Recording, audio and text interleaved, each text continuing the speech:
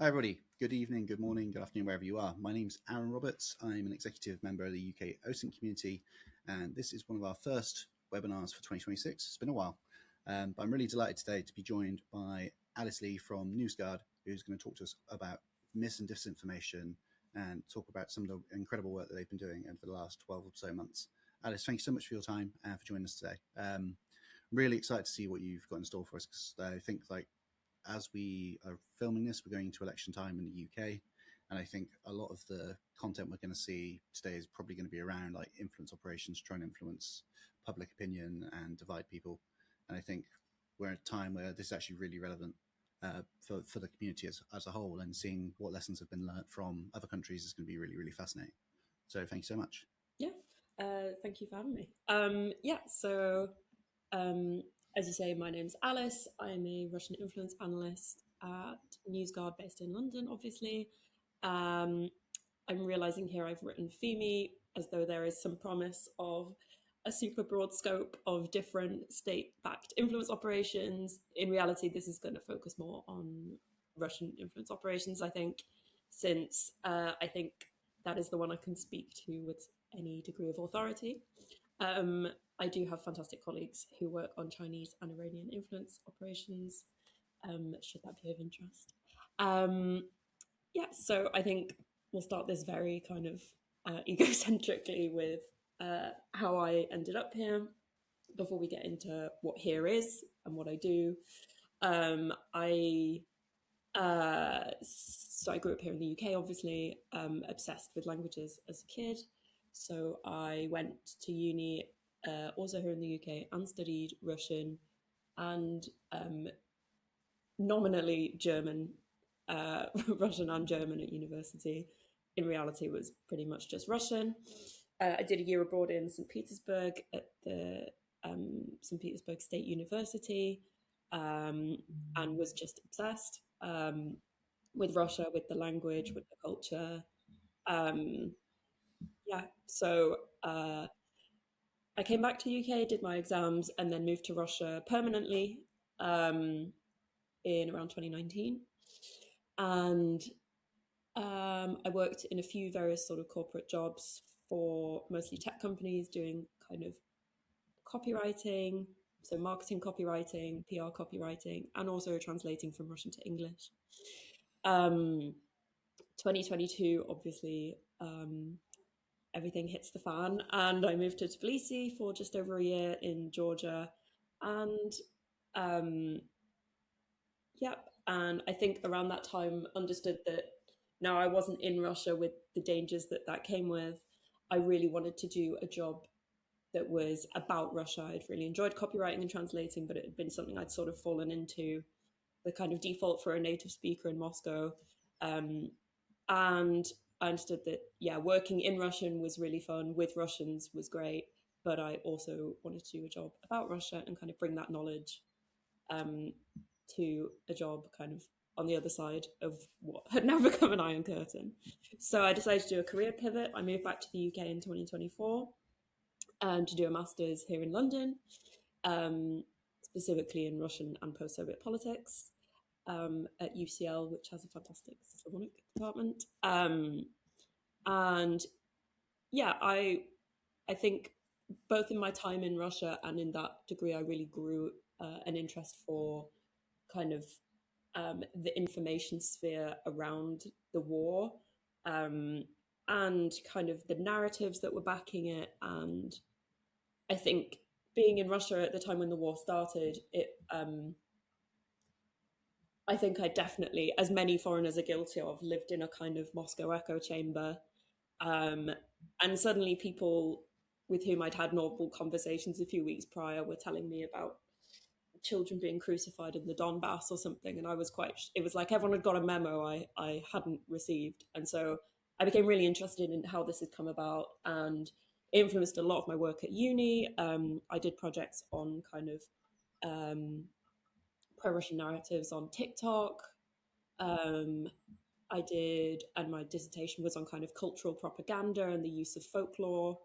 And then just under a year ago, I think as soon as I handed my papers in, I started as an intern at NewsGuard, and was taken on as an analyst last year.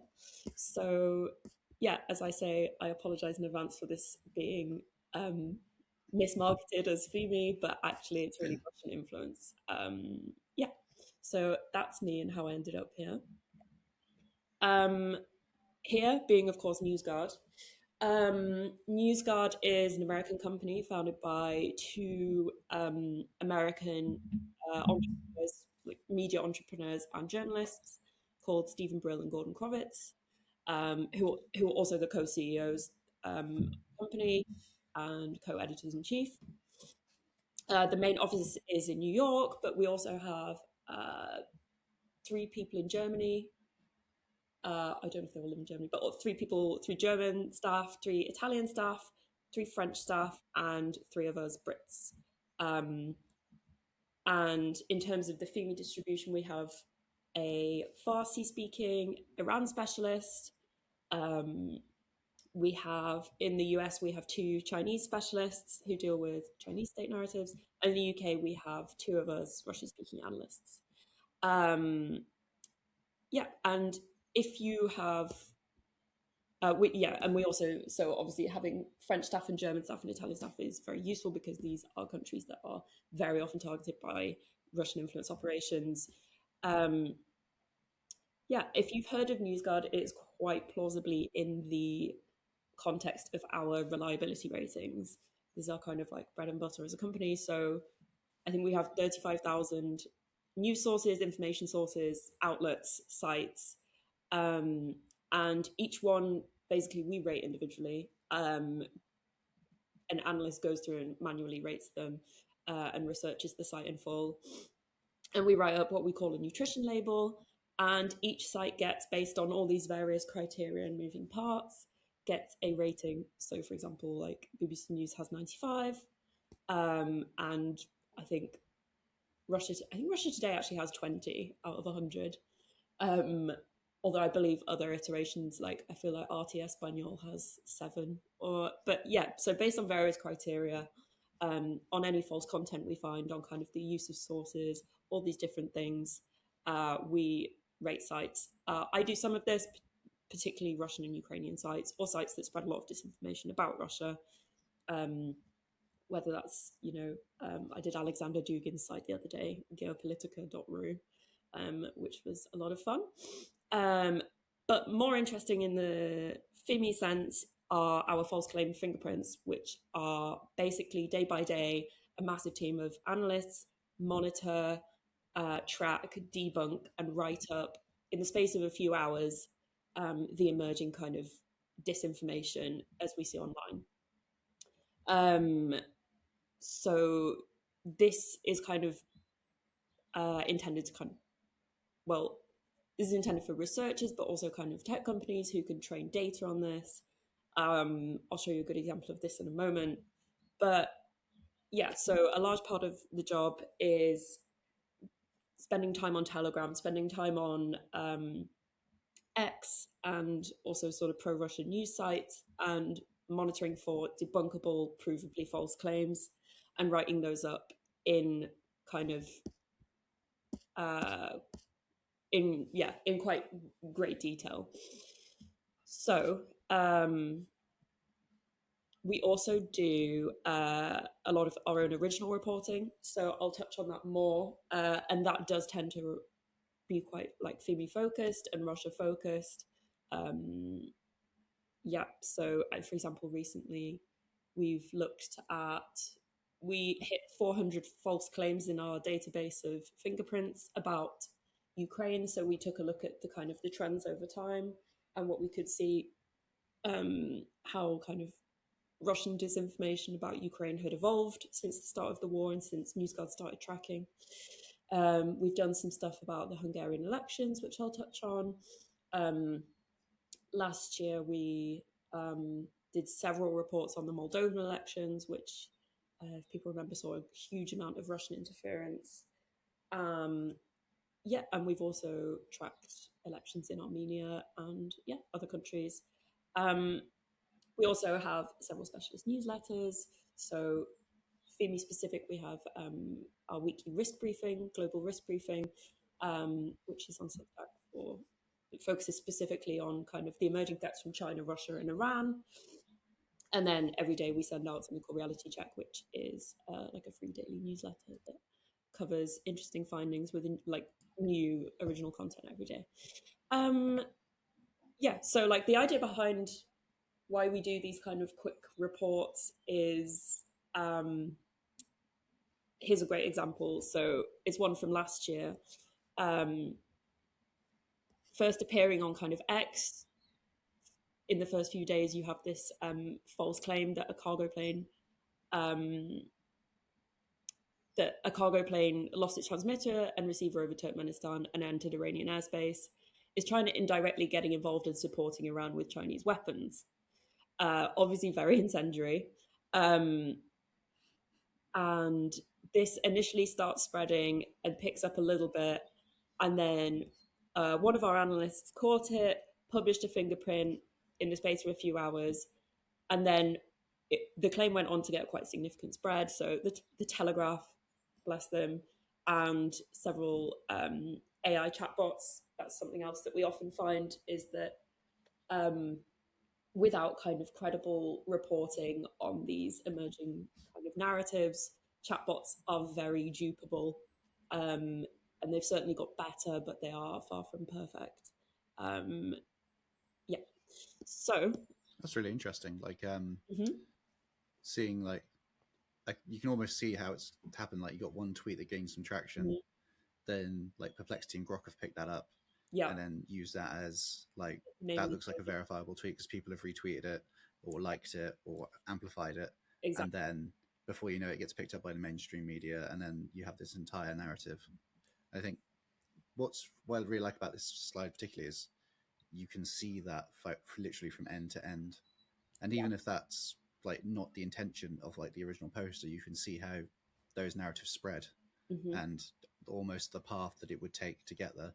And I think like if you were to maliciously consider this and people trying to get that feed, trying to get that fed into like AI models to provide that as some kind of source or reliability check is actually a really smart way to do it. So, and that is exactly the idea they had 2 years ago. And this has been a key kind of point, I would say, in Russian influence operations in the past few years is, I will come on to this a little bit more, but there is a kind of network of around 280 sites called Pravda. The influence operation is also known as Portal Combat, which is a great name. And it is based in Crimea, and they run. There is some evidence to suggest they are linked to the government, but there's no kind of absolutely set evidence for that. But by the government, I mean the Russian government, to be clear. And these sites basically republish pro-Kremlin content from Telegram, X, recently also Max Messenger. And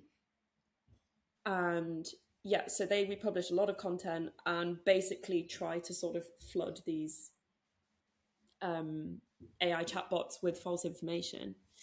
And we did a report last year, I think just over a year ago, that showed, I can't quote the statistics straight off, but I can definitely add in a link to the report, that a huge amount of chatbots were getting duped by Pravda content, which was reposting, say, a single initial Telegram post that had only got 400 or so views was getting amplified into sort of 8 languages across 30 articles, and suddenly, you know, ChatGPT or other LLM other chatbots were kind of quoting this false information back at you. So you are right. You are thinking like a disinformer, and it's been very effective. It strikes me like, I guess, like a little bit like the early days of like search engine optimization, a little bit, yes, exactly. Where it's a bit Wild West. And the goal is, if I can get this into something like a ChatGPT, it'll regurgitate this as information, like whenever somebody asks a question around this kind of topic. Yeah. I believe there's even jobs now, not jobs, but kind of like a skill set that is kind of, instead of SEO, it's kind of like chatbot search optimization to kind of try and get content into chatbots. Yeah, and that's definitely something the Pravda Network has done. It's a really fascinating operation, actually. So yeah, to give some random examples of false claims that we've done in the last week or so, this one got crazy spread on X. There's like millions of views. It was a fake BBC News report showing how a stolen Cézanne painting, which was actually stolen from a private Italian museum, I believe, how it supposedly appeared on the wall behind Zelensky in his address. This is, I believe that we did the first debunk on this, although it was also identified by a group of volunteer researchers called GNIDA, who shout out to GNIDA for all their work. But this went on to get, like I say, millions and millions of views. Basically what had happened was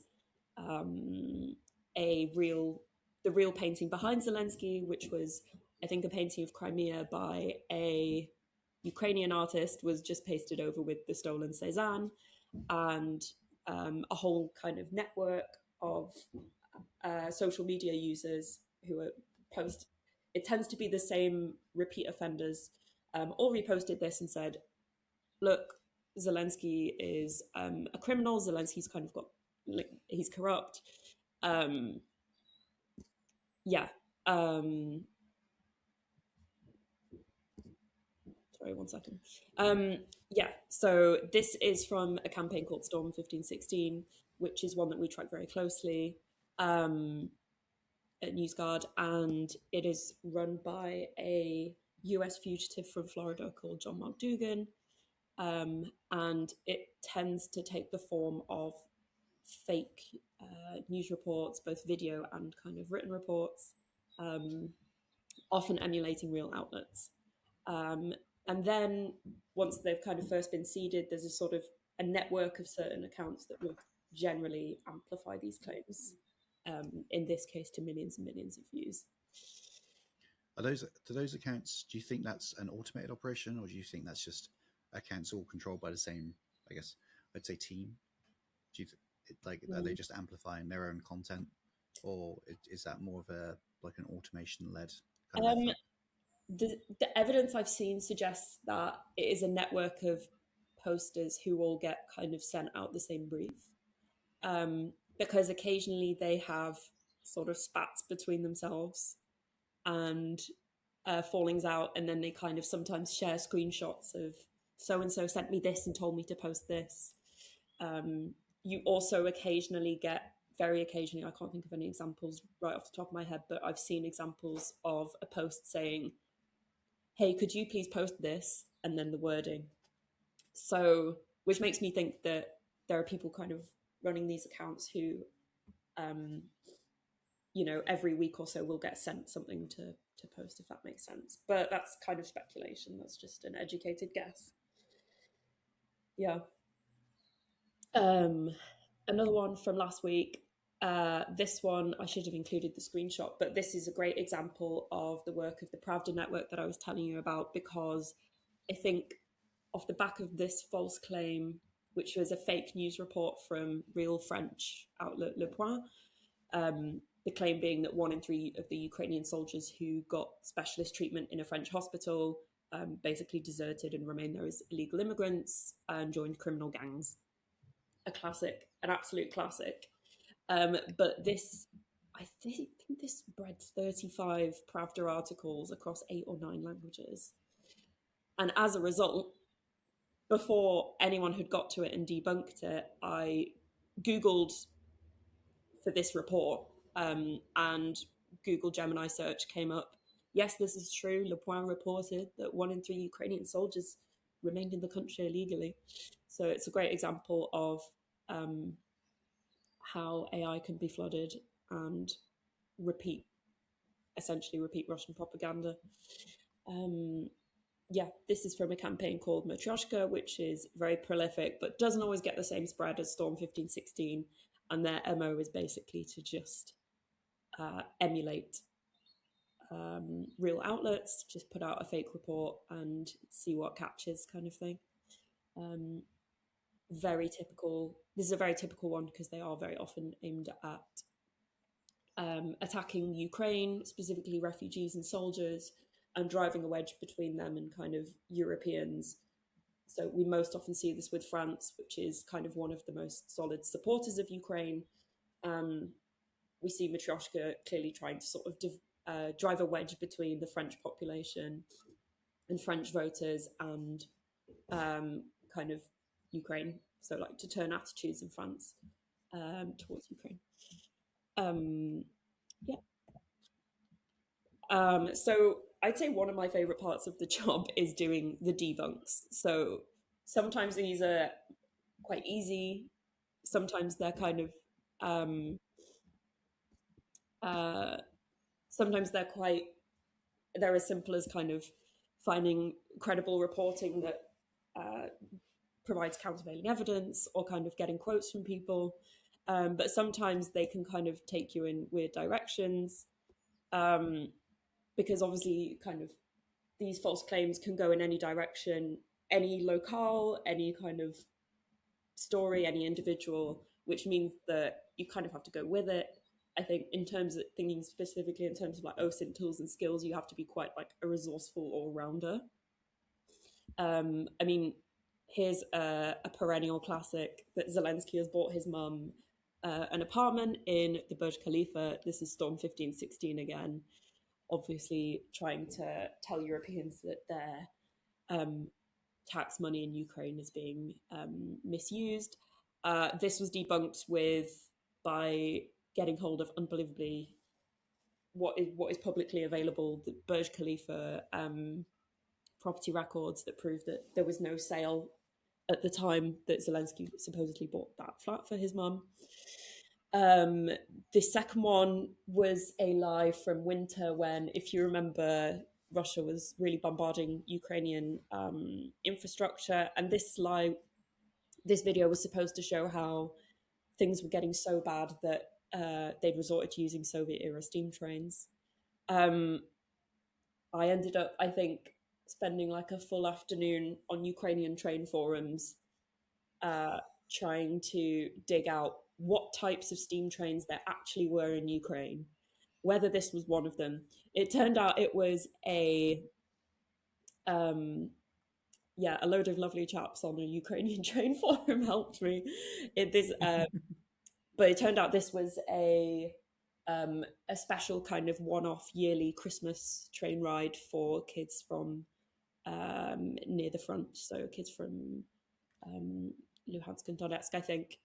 And then the last one, as another example, another storm claim, supposedly tying a casting agency that Zelensky worked with to the abduction of this girl in the middle, using kind of like, I think, I can't remember if it was PimEyes or a Yandex reverse image search, or there's a specialist tool for Russian faces called Search for Faces, which is really good, which is kind of like PimEyes, so kind of facial recognition software, but specifically for that, it specifically scrapes kind of Russian social media. So contacts here, which is the Russian Facebook and similar. And this girl who, if you read the text, has not been since, actually was reported missing again 2 years after this when she was 15 and I found that in a very small Ukrainian local newspaper. I think it was Mariupol. So yeah, you see, it can kind of take you in any direction. You have to be quite resourceful. So sometimes you can end up with quite weird, tricky stuff. Domain records. Geolocating is obvious. Domain records are really useful because often you'll get a quote unquote news article. And if you can see that actually that news site was created 2 days ago, that definitely helps prove that this is not a legitimate news outlet. No, for sure. I think it's really interesting as well, like the bringing the OSINT part into the conversation. Mm-hmm. There's not many places where you'd be like maybe doing some research or something where you end up on a Ukrainian train forum asking if this specific type of train is 50 years old or not. And then the next day you'll be going through Armenian kind of building permission grants, the records of kind of Armenian building permissions to see whether, a 5-acre casino is going to be built tomorrow in Yerevan or something. It really takes you in all directions. Do you find, because I know it's like all these look like posts from X, do you find like the community notes feature is actually like a really good counter to a lot of the mis and disinformation, or does it just not get used in this context? I see it a lot in, I guess, like a lot of the Western politics. I see a lot of community notes, and not to name names to the UK government at the moment, but it seems like anytime one of them posts, they get a community note. Yeah. But do you see that in this kind of space as well, or do the kind of people that would probably apply a community note are just not seeing this content because it's being served in different directions? They do often get community noted, but a few days in. And by that point, it can often have been seen by 2 or 3, well, not been seen by 2 or 3 million people, gained 2 or 3 million views or more. We're tracking them kind of right as they appear. So usually it's very unusual for them to already have community notes. But community notes often appear on these a little bit later, but not before there are 200 other posts that have appeared saying the same thing. So I think community notes, if you're kind of living in a vacuum and you have if only one poster had posted this, then perhaps community notes would work. But I've also seen some quite ineffective community notes. I mean, to go back to name and shame, I was looking at X posts yesterday that had this claim, and one of the community notes said,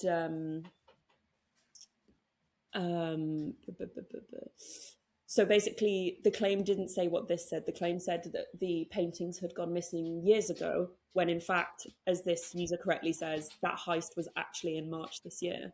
And the community note said something like, these paintings didn't go missing years ago, they went missing a month ago. And it didn't really debunk the actual fact that this is a fake BBC News report. So I don't know. They're definitely better than nothing. But and I think, often if you encounter one of these in its later stages, it will have a good community note that links to like effective debunks. So, yeah. Sorry. Is it because you think like by the time somebody gets around to applying it, the damage has already been done? I think because so. It's already reached like the peak reach it would get. Yeah. And then you're doing it after the fact, so therefore like actually the impact of that is lost. Yeah, that's exactly what I'm inarticulately saying. Yes, exactly. It often just takes more time for these community notes to appear, by which time, it's already gathered all its spread. In terms of identifying false claims, I can't show how all the sausage is made, but to be honest, this is more analog and lo-fi than I'm making it sound. So a lot of it is about tracking this behavior every single day. It is the more you get kind of a nose for the language, the patterns, the users, the topics, the narratives, things like you start knowing that if Prince Harry visits Ukraine, that's going to be a key kind of magnet for a certain type. For example, the Matryoshka campaign, that is definitely the kind of thing they would use. So, and I know that they always take a day to put them together, and I know they don't work weekends. So, for example, you can kind of do all this stuff and start putting your searches together. But yeah, so you kind of learn the narratives and behaviors, and you start being able to build some disgustingly long Boolean searches that kind of help you try and find stuff. I mean, so this is like these are extracts from my Pride and Joy, which are my monitoring boards, which have, I think I've like 8 or 9 different columns and counting, which kind of focus on sort of specific searches that I find tend to bring up certain influence campaigns, or just sources that I know tend to dig stuff up for me. For example, these Russian sites about Ukraine often seed or repost. So Ukraina.ru often seeds or reposts things. This is the Pravda Network I was telling you about. It exists in, I think, 40 something languages. Don't quote me on that. A lot of languages, including, by the way, things like kind of Welsh and Gaelic and things. I guess trying to sort of fill an information void where there isn't so much Welsh language news or Scottish Gaelic, Irish Gaelic news. I guess it's quite interesting as well in the run up to elections in Definitely. the UK as well. Yeah. You can see how appealing to, I guess, admittedly, probably a small subset of the country as a whole, but you can see easily how, if you start feeding people in Welsh narratives that you want to push for whatever agenda you're trying to achieve, Yeah, exactly. that could easily be well spread. Yeah, I think if you look at Brexit and things like that, if you think locally, that is a very effective way of doing it. I don't know if we have enough Scottish Gaelic speakers to swing a whole election, but well, actually, especially with these elections, because they're obviously the Welsh Senate and the Scottish Parliament. So, yeah. So these are examples of what I mean, if you'll excuse my kind of getting on a soapbox about it, I do think speaking other languages, even though I can be a bit of a jack of all trades and master of not really any of them with the languages, having a smattering of other languages really helps. Not just with kind of the monitoring, but also, for example, putting a Boolean search together. If you understand kind of how the language works, how verbs change, case systems, word orders, set phrases, verb choices, spelling, things like, I mean, to give a really stupid example, Zelensky in German is written Zelensky with a J on the end and an S at the start. If you kind of get into other languages you're monitoring in, I do think it's really helpful. And yeah, I mean, to give a more nerdy example, Russian has a lot of declensions, so the nouns change depending on where they're on the sentence. So if someone's doing something to Zelensky, he will not be called Zelensky, he will be called Zelenskovo. So you need to, like, I think things like that I find even AI struggles to kind of put together when I'm making my Boolean searches in other languages. Okay, language ran over. I'm the last. That makes a lot of sense. I'm the last Brit dying on this hill that we should all learn languages. I think, like, having done a lot of work in like cybercrime and stuff like that, I think actually, and you know, I know like 2 words of Russian, so that's as far as I can get. But if you can understand, if you know the language and you know how people speak, and you're aware of like colloquialisms and slang, yes, then you can provide so much more useful context around what a message or a post might say, versus somebody who's just running through Google Translate, and then might run off and, you know, take it at face value and think that something is, you know, 1 + 1 = 78. And that there's so much value in that. And I think that's a really useful reminder, is, you know, the machine translations are great to a point. I mean, I actually can see an example sticking out right here. So this, the middle here is Russian news, says Ukraine TV scandal. During a speech on economic successes, the sign language interpreter went rogue, signed Laura Zelensky. I wrote up a debunk for this yesterday, and I was really struggling to find the spread in Russian. I was like, this is like so ripe for Russia, like, sorry, for Russian spread. All these posts are saying that it's got big spread on Telegram. I just couldn't bloody find it. And it turned out there was another word for a sign language interpreter that I just didn't know. And that unlocked it all. But before that, I was like, I was just like staring into an abyss. So however much you think you know, you still don't know the other 3 words for a sign language interpreter. Um, so in terms of case studies, like I mentioned at the start, we do some special reporting, which tends to be kind of our original findings on foreign influence operations or kind of major trends that we see, kind of original reporting that we contribute to the sphere of information. And here's an example of one that I uncovered and we reported on just before the Hungarian elections, which, to give the very basic, I'm sure we all know this, but like on April 12th, Hungary had elections that ended up with Viktor Orban after, I can never remember if it's 12 or 16 years. After a long time being in power, saw him defeated by Peter Magyar, a younger kind of opponent. And we found a whole sort of TikTok network of kind of AI slop, essentially targeting Peter Magyar and bolstering Viktor Orban.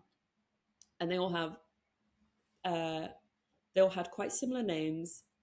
They all had quite similar hashtags. I found it made me wish I'd sort of died on the hill of learning Hungarian, but I ended up translating an awful lot of them using AI. So having done it down actually is very helpful, and found the language, the themes, the tone was remarkably similar across, I think, 35 or so accounts. And it was all kind of what we call AI slop. Some of it fake news reports, which were actually alarmingly believable. Some of it Johnny Depp and Leo DiCaprio. A lot of it kind of talking forest animals, talking vegetables, any kind of random, like a fisherman, a football fan.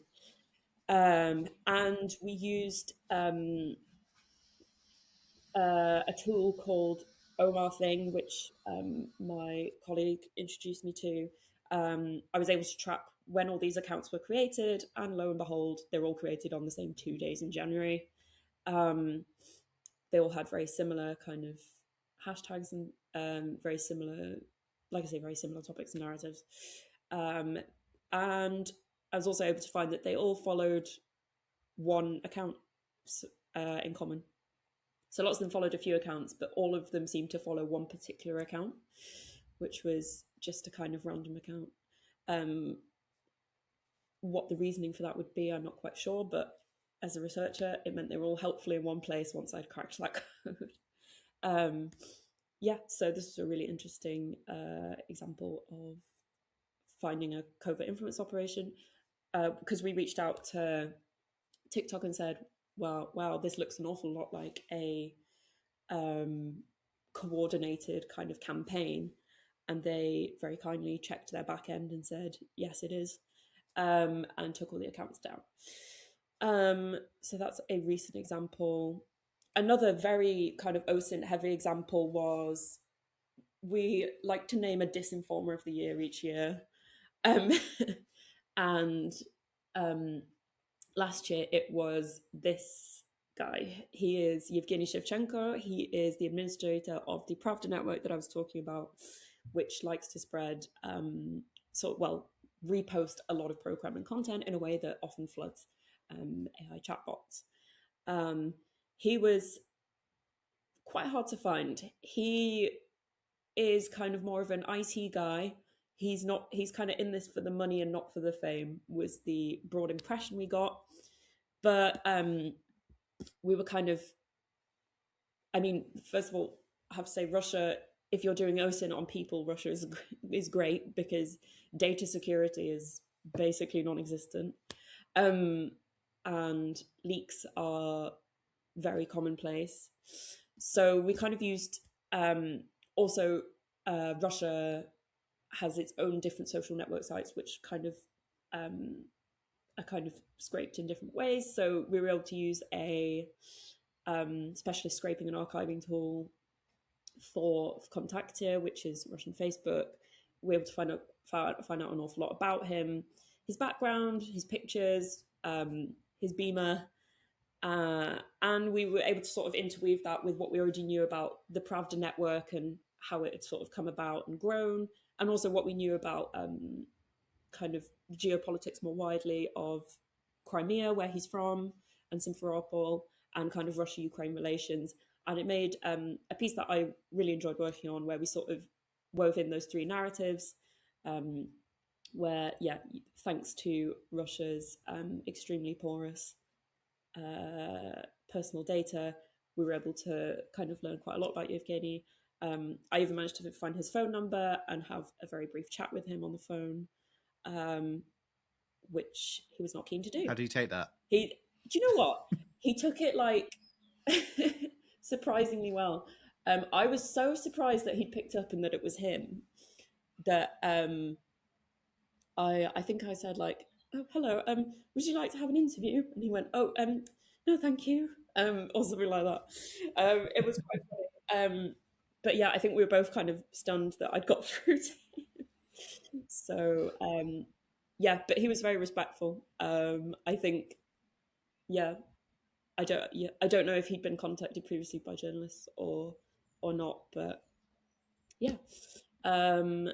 So that's another case study. You can scan and read the whole thing, but I also want to shout out to the Bellingcat investigations on the RUNET workshop, which gave me a lot of the sort of specialist tools, which were really useful to do this report.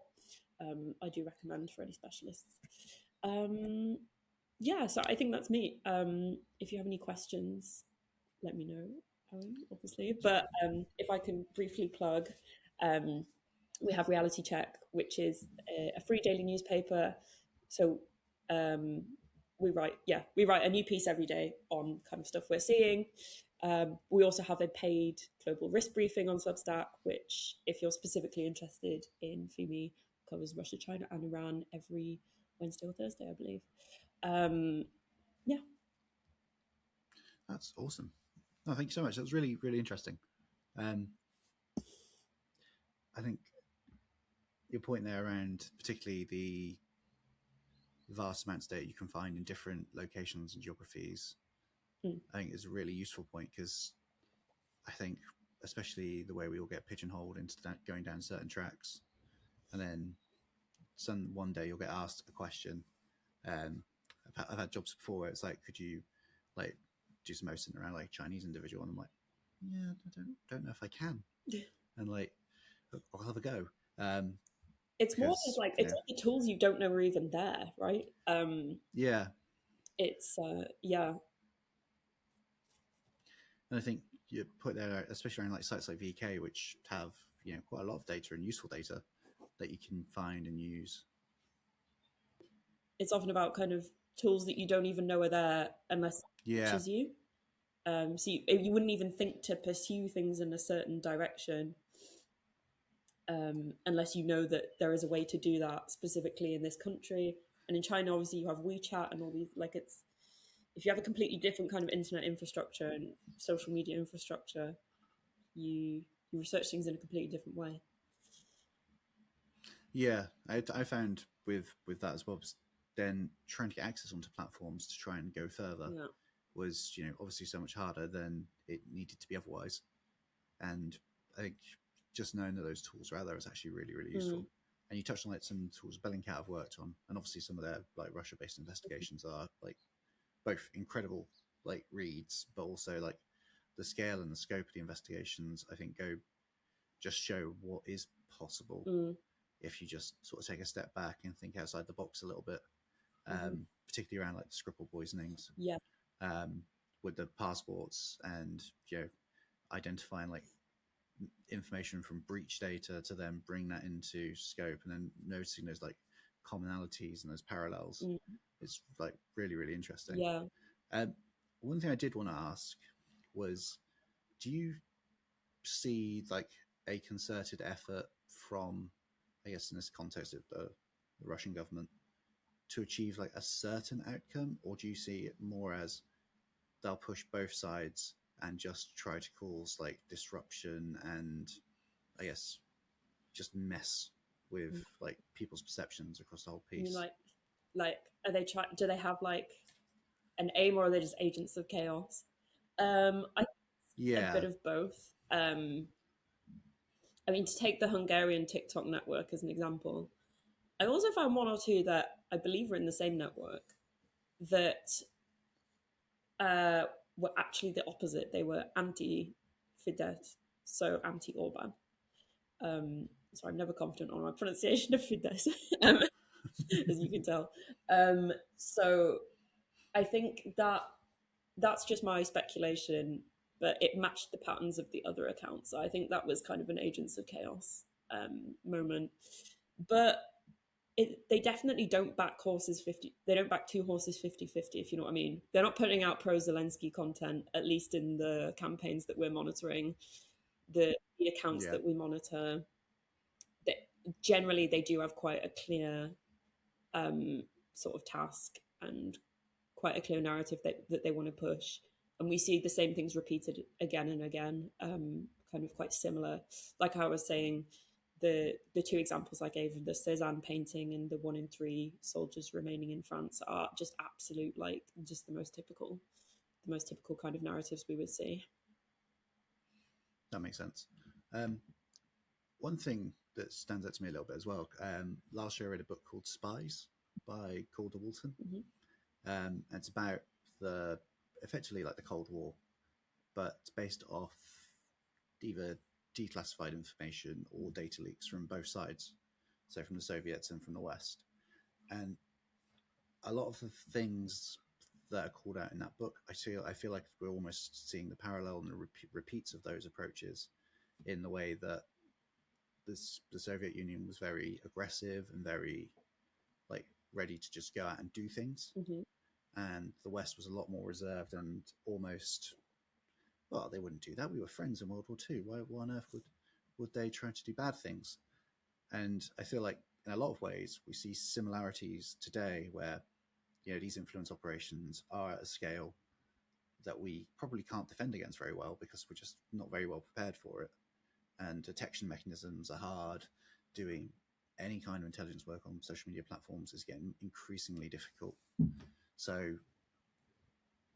it feels to me like we're once again at a point where we know what's happening. We know there's the bad stuff happening, but it's now trying to play catch up to that because it's taken so long to realize that actually there needs to be a bit more of a proactive approach to try and combat this kind of threat. Mm-hmm. And then I guess that's when organizations like NewsGuard will are really, really a force multiplier for anyone who's trying to monitor this space, because being able to debunk those claims so quickly is actually really, really important and very powerful. And then I guess it's up to platforms like X. I feel like TikTok will be really difficult, just the nature of its ownership, and trying to police anything is probably going to be harder. And then likewise, platforms owned by Meta are probably slightly more mature in that space. But again, I think just because of their sheer numbers of user base, it's going to be really difficult to do a lot at scale, at pace, Mm-hmm. because it's just, they've only got so many people that can do like work to try and counter that threat. And then the sheer numbers are just going to be insane. Yeah, exactly. I mean, exactly what you're saying. I mean, I think also interestingly on the point about the parallels with the Cold War, I guess the new element here would be the kind of, I have to say, it's like the kind of like audacity and kind of the enjoying the image of being kind of evil masterminds. I mean, you probably remember those RT slogans on the tube from 10, 15 years ago that were like, train late, blame it on Russia, and things like that. And we're seeing a lot of that now with kind of like uh, kind of sabotage operations that aren't necessarily linked to Russia, or kind of, you know, plane delays, anything. Russians, it's actually great for Russia if we all imagine that it's blamed on them, because then their sort of their actual powers can be far less than what we imagine them to be, and they're sort of the work is already done in your head, right? Yeah, and I think that's one of the things we saw with the Ukraine invasion that I think took a lot of people by surprise. Was it, I think we have this tendency to like overplay the capabilities and the extent and the power and the reach that the Russians have had. And then the Ukraine invasion happened, and then suddenly it didn't go how people thought it was going to go. And here we are 4 years later, and it's, there's no end in sight. And actually, they've had a lot of defeats, and it's turned out they're just human after all. And there's not this like 10-headed, like omnipotent being behind it, actually. And they have a lot of the same, I guess, issues with equipment and technology, and presumably people at this point, that everyone else is struggling with, but we've just always put them behind this thing. And I think you're right, that sheer audacity to go out and just do things. And I think a lot of that's probably born out of confidence, because every time something has happened, nothing's really happened to them as a result of it. The consequences are always like not that serious, really. Well, we put some sanctions, and then, whatever, we'll just carry on doing what we're doing. Narratives wise, these things are all navigable. In fact, sanctions very much so, because the narratives just switch to everyone hates us. Stay with Russia because we're special, but no one understands us. See how they always try and sanction us. The world is Russophobic, and now we see things like sanctions don't touch us. I saw Antibot for Navalny, who's another online research group, posted that they'd found a few videos that there were these Matryoshka fake news, as in faked news outlets, saying that Germany was begging to lift Russian sanctions because of all the quality of their medicines and things. So any kind of sanctions can be worked into the narratives as needed, I think, which is why, like you say, it's really tricky. How on earth do you sanction this? Without it just feeding into narratives or just being used in new narratives. Yeah, I guess I'll put you on the spot here then. So how do you see this sort of playing out over the next, I guess, probably like 5 to 10 years, I imagine, in this space? Do you see an end in sight for like the Ukraine war, or do you see like this is just going to drag out? Really putting you on the spot. It's hard to say. I'm holding you to it. Yeah.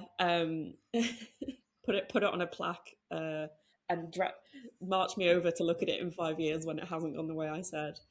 It's really hard to say. I'm just not enough of a geopolitical analyst to guess where it's going to go. It depends on to state the incredibly obvious, depends on other factors like American leadership, and indeed Russian leadership, because Putin is 72 or something. So it would depend who takes over from Donald Trump. It just depends on so many things. I mean, I think my personal opinion would be that if a meaningful peace process under the conditions we have now, leadership wise, was going to happen, we would have seen more of that by now. But that is just my personal opinion. So that's a very long way around saying I don't know. No, I think that's fair. It's a pretty awful question, to be fair. Okay, It's put on the spot. This was really, really interesting, and I think there's so many avenues you could go down. Obviously, you'll focus on the Russian influence operations, but I think we're seeing, obviously, in the moment, like Iran is obviously in the news very heavily. If anything, I think they are fantastic. The content, the propaganda content they push out, the little Lego videos, taking the mickey out of Trump and stuff, are phenomenal. It's the kind of trolling that I'm here for. Yeah, I'd say the quality. I do see differences in the quality across the different countries. Do you remember when the great tariffs thing that must have been just over a year ago with Trump's tariffs and all the Chinese trolling showing Americans working in factories making clothes? I think the other countries troll a little bit better than Russia, is my opinion. Yeah, but and I think like it's really interesting as well. I think in this space that we talk about misinformation, disinformation, but like the meme warfare, like is now. And I know if in my life figured I would see an official government department posting meme videos, Trump in a fighter jet whilst Highway to the Danger Zone plays. And, a few years ago, it'd be like somebody would post that on 4chan or Reddit and it would go viral because it was funny. And now it's like the president just tweeted it because he can. Yeah. And I think it's an interesting place when you think about diplomacy and that peace process, when at a national level, if the president says that, then what are other people going to think, and how does it impart on the actual process itself? I think it's really interesting, and I think we're seeing a lot of that underlying context now within the mis and disinformation space, where even the politicians themselves are outright lying to the public about things in some cases, or just twisting it in such ways that the opinions are just presented as fact. And that's a really interesting space, and I think again it only underlines the importance of the work that you're doing, and how important it is that fact checks can get done. The community note thing, I think you're right, it's a starting point, and at least they're doing something, but again it needs more. And it would be good for other platforms to pick up on that as well. I think Meta have said that they were going to introduce something at some point around that, but I think that might also have just been a rumor because it feels like it was a long time ago, and in this day and age it's quite quick to implement those kinds of features. But ultimately, I think the work that you're doing is really, really, really powerful and really fascinating. So I guess one of the things I'd like to understand as well is, so in your normal day to day, what were your three I'll say three your normal go-to OSINT techniques, and what are the three things that you would usually look to as your starting point for any of these levels of investigation? Ooh. Three techniques.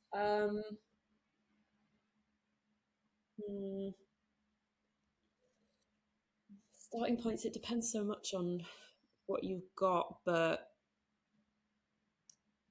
I think I find in Russia specific context, the abundance of good facial recognition software, so search for faces like the PIMIs of Russia and Ukraine and the post-Soviet countries, I find to be really useful. Generally, kind of Russian data is great. Yandex is a very unsung hero. People forget that search engines do not all bring up the same stuff. And Yandex is great because they are not invested in not showing you bad things. It's also just kind of basically Russia in the post-Soviet space having its own Google is really useful. What else? Data leaks are very interesting, but they are quite a tricky kind of journalistic issue. I'm a Bellingcat, use them a lot. I do find those very interesting. And yeah, but go-to things are probably quite typical OSINT things, like I say, because our sort of debunks take us all over the shop. You can be in anything from kind of official records, company records, which actually in Russia are kept really well. They're kind of equivalents of Companies House. Shout out also to Companies House, which is great. And things like that. Yeah, but the typical kind of geolocating, AI detection is an eternal kind of battle to get good AI detection, because also obviously a lot of our false claims rest on kind of AI generated content, which is getting harder and harder to recognize. So AI analysis is a really interesting part of our work that is always changing.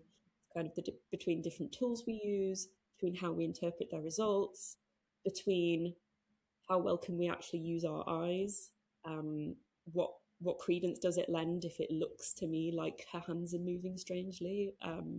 That's a really interesting kind of ongoing discussion in our work as well. At what point do we unequivocally say something is AI generated? Because it's getting harder. Yeah, I think that's a really great point, actually, because whilst you're talking, I was thinking, like, actually, like, geolocation is obviously an important part of a lot of this kind of work as well, when there's images or, locations. Mm-hmm. But with the rise and the increase in the amount of AI generated content, I mean, those places probably don't exist, Yeah. or they're not going to be true to life. But also, just thinking, like, probably in the last 6 months, the quality jumps from, getting a AI generated image of a person to, like, now you can make almost like, fully fledged movies of scenes, and the quality is so good in the video content. Like, it's only a matter of time until it's going to be nigh on impossible to the eye to tell the difference between them. And especially with the technology developments now, where you can do this on your own laptop if you have relatively modest specs. It's crazy. And I think there's almost going to be like a whole new industry of, like, it's almost going to be like fact checking or like verifications, but it's just going to be AI or not. Yeah. Just for content, Mm-hmm. which it's going to be an interesting space, because I feel like the technology is outpacing our ability to detect it and find it. I mean, going back to that example of the Ukrainian sign language interpreter, both the TV channel and the woman herself, Tatiana Sadovnicha, I think her name was, came out and said, "This is AI generated. This was not me. I've never said this." Um, and it looked a bit funny. She didn't. So it was like a in sign language interpreter in the corner, like you get at like 2 a.m. And there were clear signs. It looked quite odd. Kind of a sign sort of appeared in her hands from nowhere. She wasn't blinking at all. She didn't have a mole that she has in real life, stuff like that. But we ran it through 2 or 3 of our preferred AI detectors and got 0%. Got fully human results. So is that because it was almost like a little addition to a real yeah, image? maybe, but even crops right down. If you just crop the video and crop the real Zelensky out of it, it still said that this woman. But I guess also that lowers the resolution. But you see the issue though. Like it's Yeah, Which do you believe? that's terrifying. So I've seen before that some of the tools where, like, even go to the extent to tell you which model probably Yes, some generated of it. them can. And I can't remember if that was for images or videos, but I was like, that was very cool. But I think since I'd last sort of played with that, the technology has come on probably 5,000% Yeah, to the point where it's, see that the baseline is always Will Smith eating spaghetti. yes. And it's like you see the evolution from each year, and like now it's like at some point he's just going to eat spaghetti and people are going to think it's AI generated. I mean, like, looking at disinformation, like, if you look at the deep fakes of Zelensky from 2022 saying, like, I don't know, let's all give up and let the Russians invade or something, it's like, it's genuinely hilarious that anyone ever thought that could be believable. It's like the head is barely even on the shoulders kind of thing. And you compare that to the deep fakes we see now, and it's just, you genuinely wouldn't know. There's we've lost any kind of telltale signs. Yeah, That's terrifying. So on that note, how would people find NewsGuard or yourself online if they want to reach out and connect or ask any follow-up questions? So if you want to find NewsGuard, you can Google NewsGuard. It's newsguardtech.com, where you can find more about the work we do, subscribe to newsletters, and contact NewsGuard if you have any questions for them. If you have any questions for me, my email is alice.lee@newsguardtech.com, or you can find me on LinkedIn and come say hello there. And yeah, let me know if there are any questions. Amazing. Great. Well, thanks so much, Alex, for your time. It was really interesting. Great chatting with you. And I'm just mostly scared and terrified about what the future looks Imagine like. doing this every day.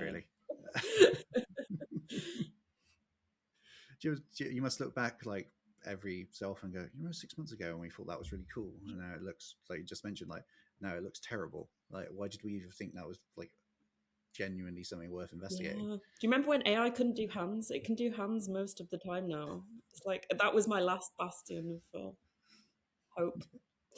Yeah, the six-fingered hand has long since been forgotten. Exactly. Oh, amazing. Well, thanks so much for your time. Thank you. And I'm sure you'll be probably inundated with questions and people want to reach out, because this is a space which is only becoming more prevalent and more important. And likewise, you're always welcome at the UK OSINT community events that we're running, which is my really useful segue to say that our next in-person one is on the 12th of May in London and is now sold out. So if you haven't got yourself a ticket, sorry. But more importantly, in October, we're running the Global OSINT Conference in London, and tickets are now available. So if you want a day out to talk OSINT and meet all the OSINT nerds and maybe get a beer on the UK OSINT community, you know where to go, osint.uk. Thanks everybody for watching. Thank you, Alice, again for your time. It's been great. Thanks.